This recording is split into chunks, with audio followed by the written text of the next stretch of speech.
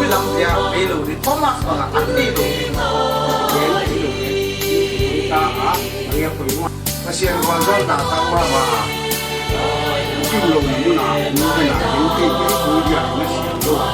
mukhang chinma former president DSB Gonzalo Ecuador Miguel Calacca na License Concept School Principal pa kaya hindi kang ko siya na DSB Singa Block Secretary pa kay si Chronicle na sobre kuwa sobre nga ang David Social School and Film before mo zong Spiritual Society agi azong Kam daw yung alin ng nabola singa natin ng nabola hanap anong sa pagyan batan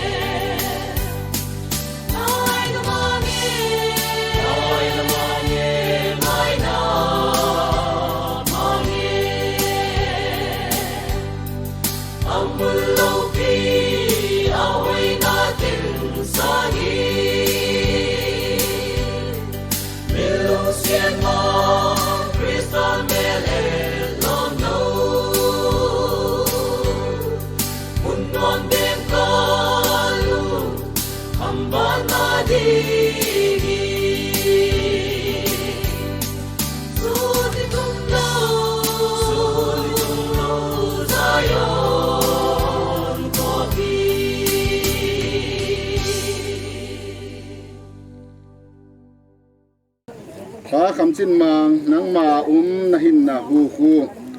nahin na hagaw kumang pan ala ta diin misi na suata lai siang thawa anakigel sama bangin leya siam leita saku leya suat leya kinwale kiadinga pasiana pada hingsipan hagaw ku asiam paku akinwale dinhi asima bangin tami leya pada hingki siam kian na leita saku lei asua na ding tami han muna han mun nga ding le ami siang thote khom ding nga mang pa peng ku ongai pen to ahing pe chianga nanalam don na ding muna keima pasien na sempa in pa pasien ta pa pasien le hagaw siang ho pasien min kahim ta hi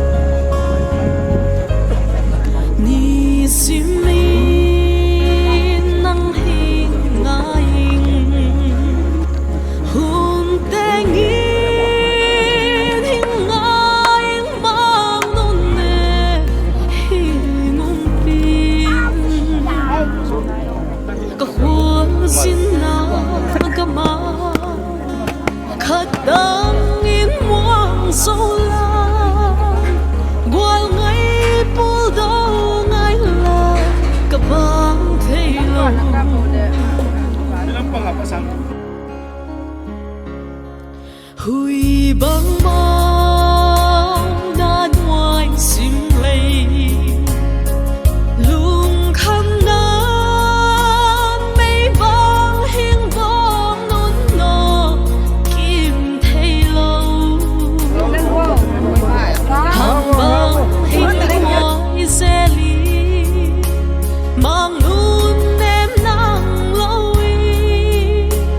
mà chiang xuân lang xuân vào hình cái xe ly van Jerusalem mi xiang thâu